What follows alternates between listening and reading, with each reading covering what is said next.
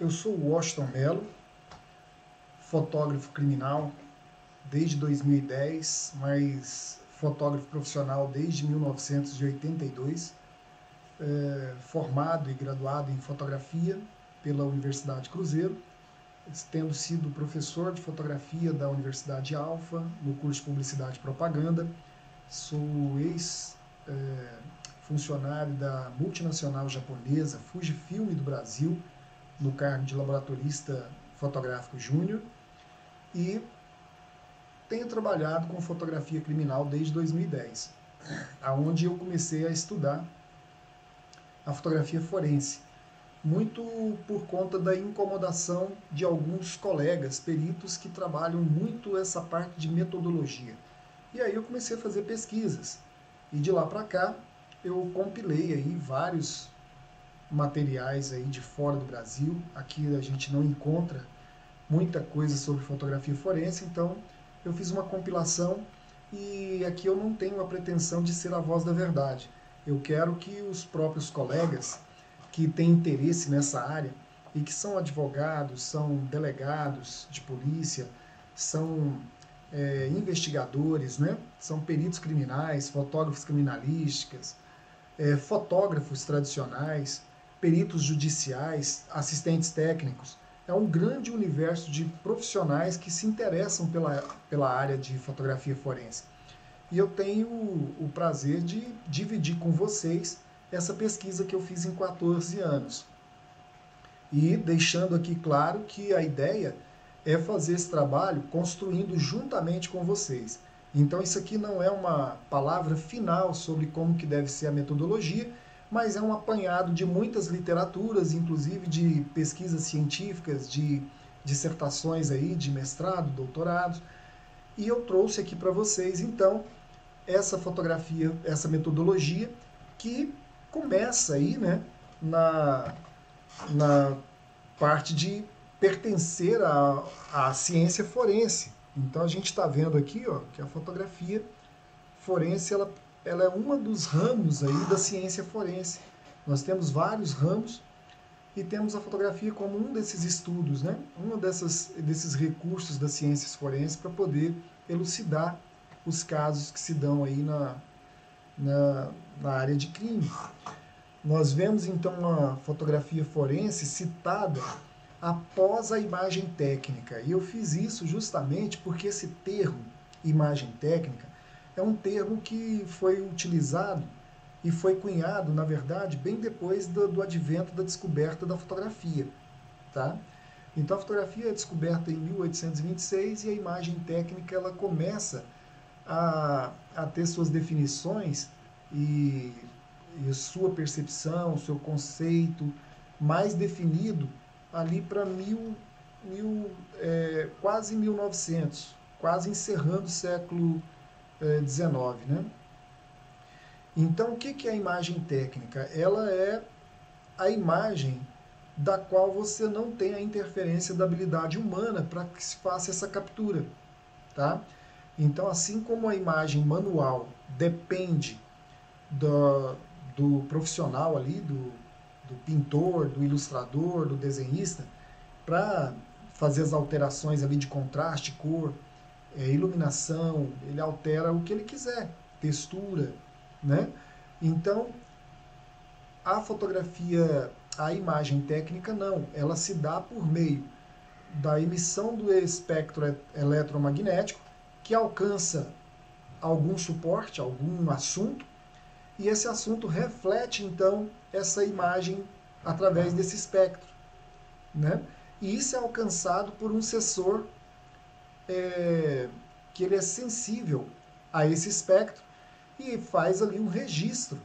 E esse registro, ele é captado, ele é transformado em impulso elétrico e ele tem ali um código hexadecimal que faz ali a representação daquela imagem, tá?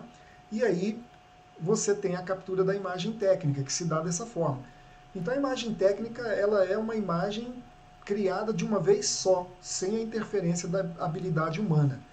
E ela vem para mim, dentro do estudo que nós estamos fazendo, anterior à fotografia forense, porque a fotografia é um pedaço da imagem técnica, é um recurso.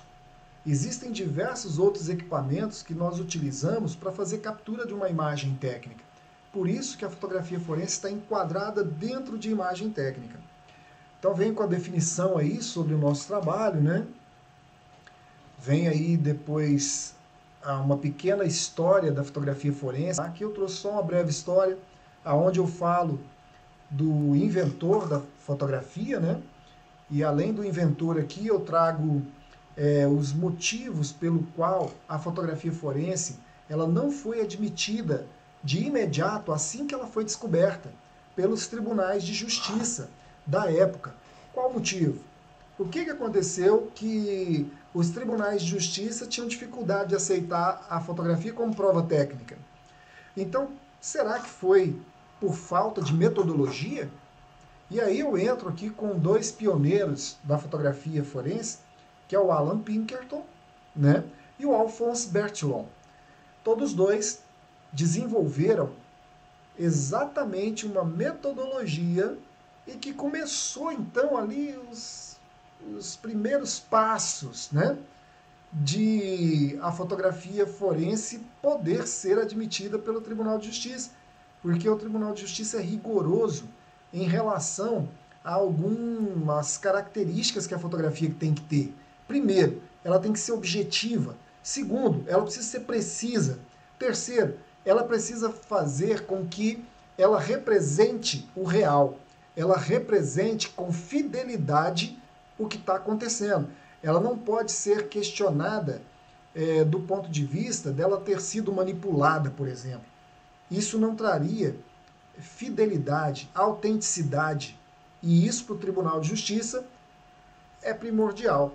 Então, quando a fotografia começa a ter elementos de características que passam por essas características do judiciário, então o judiciário começa a observar a fotografia como prova técnica. Mas isso levou tempo, décadas.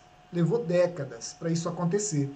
Então esses dois aqui foram os primeiros, e aqui a gente conta resumidamente o que os dois contribuíram para a fotografia forense. E aí nós vamos vir aqui para a parte que é 95% do curso, 98% do curso vai estar aqui, dentro de metodologia da fotografia forense. Lembrando que a metodologia da fotografia forense, para que ela seja observada em sua totalidade, nós precisamos entender os seus recursos, nós precisamos entender os seus sistemas e os seus procedimentos, né? Esse curso aqui é voltado para os recursos e o sistema. Os procedimentos, eu vou começar a criar cursos específicos de cada um desses aqui, ó. De cada um desses aqui, que são os recursos. E aí, aqui dentro de recursos, nós vamos trabalhar os procedimentos. Então, dentro da fotografia básica, nós temos várias coisinhas para aprender, né? Que é um recurso utilizado para fazer o levantamento da imagem técnica de fotografia forense. Nós temos aqui, na fotografia tradicional avançada, alguns outros elementos para serem aprendidos, para aprender aí e utilizar dentro da fotografia forense. Essas aqui são os tipos de fotografia que a área forense se apropria, tá? Então tem a documental. A documental, aqui nós temos os tipos de fotografia documental e qual deles que é o que a fotografia forense se utiliza, tá? De qual desses tipos. Então você tem que saber os conceitos de uma fotografia documental, porque é o que a gente faz, é um documento que a gente faz quando a gente registra, né? E outra, aqui dentro a gente está definindo as terminologias corretas, para que a gente não venha conversar de forma a não se entender dentro dos estados da nossa nação. Porque a regionalidade prejudica, dentro da produção de ciência, essa questão regional. E aí as terminologias não se batem e acaba que a pessoa não está entendendo bem o que o outro está dizendo dentro da fotografia forense. Então aqui a gente está definindo as metodologias que são utilizadas no mundo todo. Aqui que entra grande parte do nosso estudo, tá? É a fotografia científica. Todas as outras são fotografias apropriadas pela fotografia forense, sabendo fazer uma definição aí consistente sobre o que é fotografia forense, o que é fotografia científica, o que é uma fotografia tradicional, o que é uma fotografia judicial, tá? Para que você entenda os conceitos de cada um, tá bom? Mas que todos eles trabalham dentro desse sistema de produção de uma imagem técnica que é usada para um laudo, tá? Então cada uma tem uma definição. Inclusive dentro de uma live que eu fiz para a Bravol, o meu querido coordenador da parte tecnológica da Bravol, o Gama, ele fez essa pergunta para mim. Poxa, mas o que é a fotografia forense, né? E eu expliquei para ele que se trata da fotografia voltada para as questões judiciais, para o interesse judicial, tá? Mas que ela é mais abrangente, porque ela se apropria de outras fotografias para poder trazer toda essa imagem produzida dentro dos critérios do que o judiciário exige, tá? Então, tem que ter uma definição. O que é a fotografia documental? É uma fotografia que vai trabalhar a parte histórica, documento, registro, né? Autenticidade, é uma forma de você dar autenticidade. O que é uma fotografia tradicional? É uma fotografia voltada para a parte técnica do manuseio do equipamento, né? O que é uma fotografia científica? É uma fotografia que tem um estudo muito profundo por trás dele, que é científico, tá? Então, e o que é o judicial? O judicial é toda fotografia que trabalha dentro de um sistema do judiciário. Um sistema onde o critério de objetividade, fidelidade, precisão, o mais próximo do real, são atendidos, porque senão não tem admissão dessa imagem como sendo uma prova técnica que faça a fixação do vestígio, da evidência, como parte da cadeia de custódia. Então, existe todo motivo, né? Então a gente entra aqui em fotogrametria, seu conceito, entramos aqui dentro de como que funciona a fotogrametria, os tipos, as técnicas, as aplicações práticas. Nós vamos entrar dentro do curso em todas essas definições, em todas essas explicações, sem entrar no procedimento. Entenda isso, é separado. Depois eu vou dar um curso exclusivo sobre fotogrametria, tá?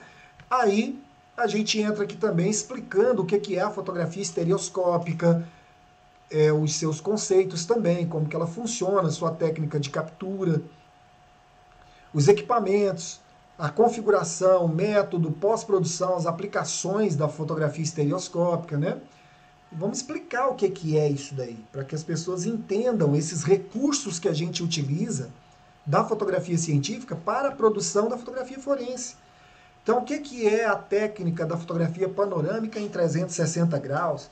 Quais os tipos que são utilizados hoje no mercado, né? Para realidade virtual, para fotografia panorâmica de forma horizontal. Tem a fotografia panorâmica que trabalha com uma junção de várias imagens e ela se torna uma fotografia equirretangular. O termo é esse, equirretangular. Essa fotografia é para que você possa hospedar numa plataforma que você começa a girar dentro de um local e perceber aquilo ali em 360 graus. Então, aqui eu vou explicar como que funciona esses conceitos e essas técnicas, tá? Aí nós temos o estudo da fotografia no espectro infravermelho. Nós vamos aqui explicar várias questões sobre essa fotografia científica. A fotografia ultravioleta não tem muita coisa aqui porque ela tem muita similaridade com a fotografia infravermelha. Os procedimentos de ter, por exemplo, uma conversão de uma câmera DSLR ou mirrorless para uma câmera infravermelha, como que se faz essa conversão? A mesma coisa nós vamos ver aqui para ultravioleta, então tem muita similaridade que não precisa de eu repetir tudo novamente, né? Então quando eu explicar sobre a fotografia infravermelho, já vai estar explicando esse recurso da ultravioleta. A fotografia de ultravelocidade, seus conceitos, como que são os usos de flash, configuração da câmera, equipamento necessário, pontos importantes, segredos para o sucesso, fluxo de trabalho, tempo de disparo, várias coisas aqui que são interessantes. Não é um curso sobre fotografia de alta velocidade, mas é apresentando o recurso para vocês entenderem do que se trata e que a gente utiliza isso dentro da metodologia, para a captura de uma imagem técnica para a composição de um laudo fotográfico da dinâmica que se deu do crime que você foi fazer a perícia, né? O que é uma fotografia Schlieren, os seus conceitos, as suas aplicações, né? A sua avaliação quantitativa, o método, né, de larga profundidade de campo e focalização, como que é a técnica Schlieren de Toepler, como que são os conceitos básicos. Então, aonde que a gente vai usar? Muito bem usada na balística, em alguns lugares que a gente faz estudo de expulsão de gases, tá? A Speckler, uma fotografia também altamente aplicada em perícia.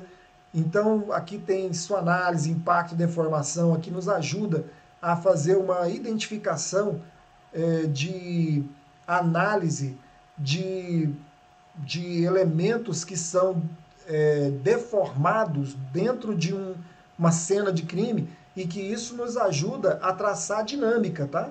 Ajuda a traçar a posição de um autor aí que disparou um elemento balístico aí. E eu estou citando esse exemplo porque eu estive num local com um perito chamado Kayson, que é um perito de local de homicídio, né? E que ele fez essa observação e mostrou detalhadamente a deformidade do elemento balístico quando ele colidiu com uma geladeira dentro da casa lá que ocorreu toda a dinâmica do evento criminoso.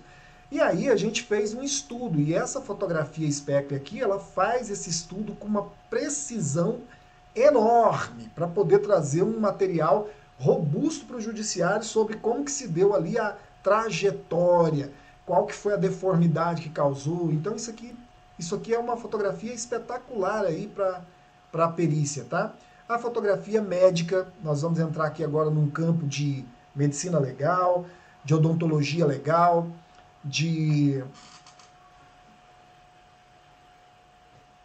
aonde você vai trabalhar aqui conceitos, usos, requisitos, objetivos da fotografia forense na odontologia legal, tipos de exames, né? Então a gente vai trabalhar aí vários tipos de conceitos nesse curso que são interessantes para a área também de capturas de imagem voltadas para o IML, né? Onde a gente vai trabalhar aqui autópsia, tem 85 elementos de estudo, exame de prática sexual delituosa, 49 tal, lesão corporal passou de 100 tipos de estudo aqui que a gente vai ter, né? Então a gente vai trabalhar traumatologia, tipo de contusão, objetivo, competência, definição. Então, aqui vai trazer vários tipos de conceitos, classificação. Então, assim, tá bem feito o estudo, sabe? Os agentes de lesão, mecânico, físico, químico, biológico. Tá bem feito o estudo e, claro, que sempre tem coisa para melhorar, e é por isso que eu estou dividindo com os colegas esse material, para que eu possa ter realmente um feedback, né? A ideia é sempre essa. A fotografia macro e micro, que vai trabalhar em conjunto com todas essas outras fotografias científicas, né? E aqui vai ter a fotografia macro com equipamento macro, e aqui o microscópio, né? Fotografia microscópica de laboratório, onde eu vou trabalhar aqui com, inclusive, mostrar tipos de equipamentos que são acoplados a microscópios para a gente poder trabalhar dentro de documentoscopia, dentro de vários outros departamentos da polícia científica para poder fazer levantamentos de imagem precisos aí, né? A fotografia subaquática, eu me lembro de um caso que eu fui num congresso da polícia científica e que falaram de um caso que uma planta de um lago Essa planta foi detectada no lago com a fotografia subaquática e depois foi detectado num vestígio que seria o calçado do autor, né? Então a gente acabou vendo isso dentro de um congresso e olha a importância da fotografia subaquática trazendo sua eficácia dentro de um trabalho pericial dessa natureza, né? Bom, a fotografia hemisférica, ela trabalha, a sua importância está em atender questões do meio ambiente, tá? É uma fotografia voltada para o meio ambiente, aonde seus estudos contribuem sobremaneira para crimes cometidos nessa área do meio ambiente. Tá? Então nós temos aqui fotografias científicas que atendem as mais diversas situações de crimes que são cometidos, né? Aqui nós temos ainda a fotografia judicial, que trabalha os sistemas. Eu falei que a gente trabalha dentro da metodologia recursos, sistemas e procedimentos. E que esse curso vai mostrar recursos e sistemas. Procedimentos nós vamos trabalhar em cursos posteriores, isolados, de cada uma dessas fotografias aqui. Então, aqui nós vamos trabalhar sistemas. Ó. Sistemas que são utilizados para a metodologia da fotografia forense, que são altamente importantes para que a fotografia tenha o atendimento dos critérios que o judiciário faz questão, né?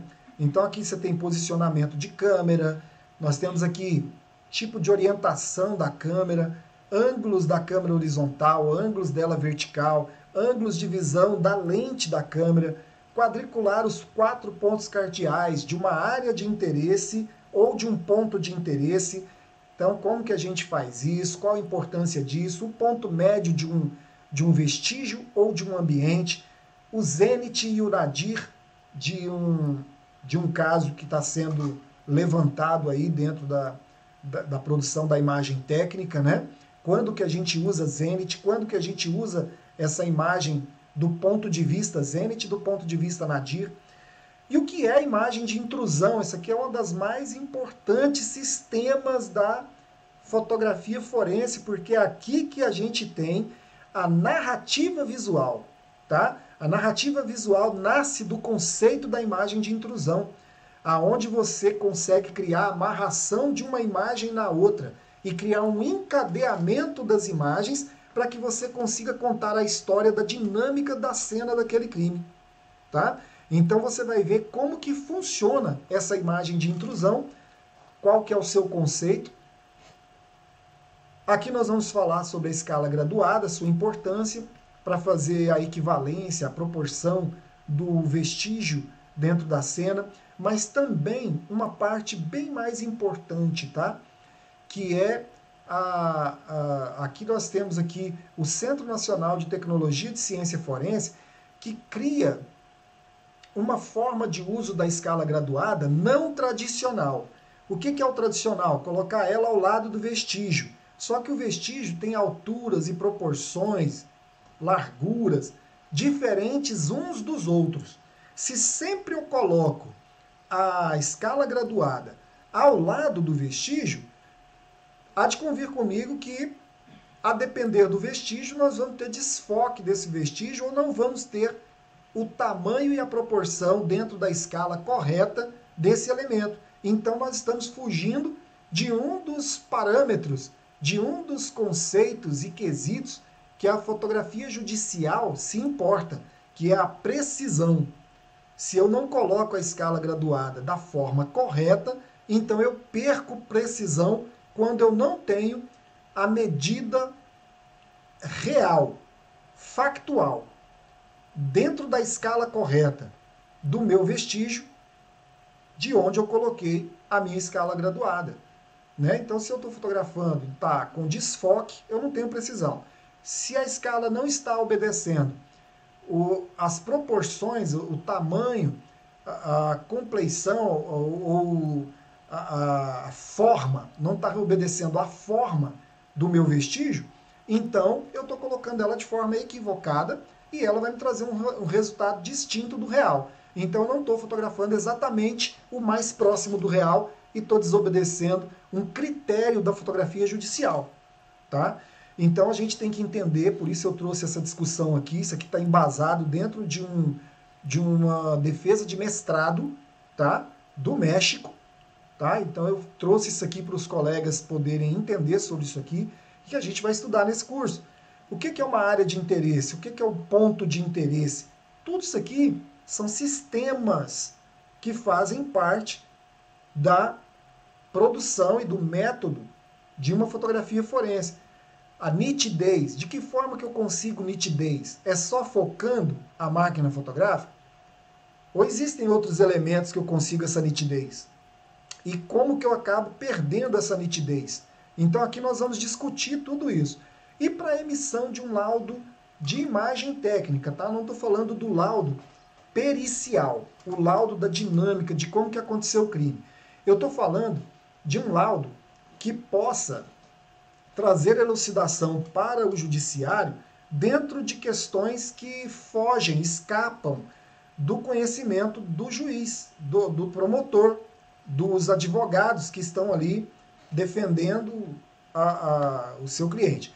Então, ou seja, do que eu estou falando? De um caso que eu já peguei de uma perita, Fernanda Stegger, outra colega minha de trabalho, que teve seu laudo com um adendo ali do juiz, perguntando por que a fotografia de um local lá, de um determinado local da cena que ela estava fotografando, estava alterado o elemento do fundo. E ela pegou e ligou para mim. Washington, o juiz me perguntou o que é que aconteceu aqui, que isso aqui talvez esteja questionando se eu mudei de lugar uma evidência. Porque o elemento do fundo não está no mesmo lugar. Entendeu? Então, o juiz está questionando nessa observação que ele fez, por que isso aconteceu, ele quer uma resposta minha. Está dando a entender que ele acredita que eu alterei a cena. Tá? Então, eu falei para ela, isso é fácil de resolver. Isso é uma situação de paralaxe, tá? Que acontece aonde você, mudando o ponto do observador, se você mudar o ponto de observação, o fundo vai mudar de lugar mesmo. Os elementos do fundo mudarão de lugar mesmo. Isso acontece com os nossos olhos, e fiz todo ali o conceito do que é a paralaxe, e que é chamado esse elemento, esse fenômeno, é chamado de erro de paralaxe. Então eu expliquei para a perita, e aqui, quando você vai fazer um laudo técnico sobre imagem, você tem que conhecer alguns fundamentos que são importantes, como de física quântica e principalmente de análise de imagem, que eu trago aqui de forma bem robusta para vocês entenderem que isso aqui traz o argumento para que vocês consigam fazer um bom laudo fotográfico se for questionado no judiciário a sua fotografia, tá? Aí você vai poder fazer esse laudo e entregar ali para o juiz. Esse aqui é o curso de metodologia da fotografia forense. Estou fazendo uma apresentação breve dele aqui. Espero que vocês se sintam como eu me senti quando eu comecei a trabalhar com vários peritos. E os peritos têm sua discricionariedade, cada um tem uma forma de trabalhar, né? E alguns são mais criteriosos com a questão da metodologia nessas capturas de imagem, e eu não estou dizendo metodologia da elucidação do que aconteceu lá na cena de crime. Eu estou dizendo sobre metodologia da captura de imagem. Tem alguns peritos que são muito criteriosos, tem outros que já não são tão criteriosos, e isso me incomodou. Aí eu estudar mais a respeito dessa metodologia, e alguns peritos me inspiraram para isso, como dentro da instituição que eu trabalho, o Vanderly, que hoje já se aposentou, mas era o meu perito de referência, né, das vezes que eu saí com ele, E hoje eu vejo o substituto dele ali, um discípulo dele ali, que é o Hugo Lincoln, um professor de local de crime na área de homicídio, e que eu vejo e gosto muito de trabalhar com ele, justamente em função desse critério que ele dá muita importância para a metodologia da fotografia forense. Eu trouxe aqui então esse material, ele não é um material fechado, ele está ainda em constante possibilidade de modificação, assim como está acontecendo na história da fotografia forense. Quem começou com metodologia foi lá atrás o Alphonse Bertillon e o seu colega, o Pinkerton, né? E que era um detetive particular, e eles dois trouxeram o início de metodologia, e isso tem sido desenvolvido desde lá até hoje, cada dia está se desenvolvendo mais. Então, se você quer conhecer esse material, eu vou deixar o link aí à disposição para vocês aprenderem esse material comigo, mas não só aprender, trazer aí sua experiência, sua observação, sua crítica, sua sugestão de o que a gente pode suprimir, o que a gente pode incrementar, e tá aí à disposição para que você venha fazer parte da formação desse conteúdo juntamente comigo, tá bom? Um grande abraço, espero que vocês gostem do curso.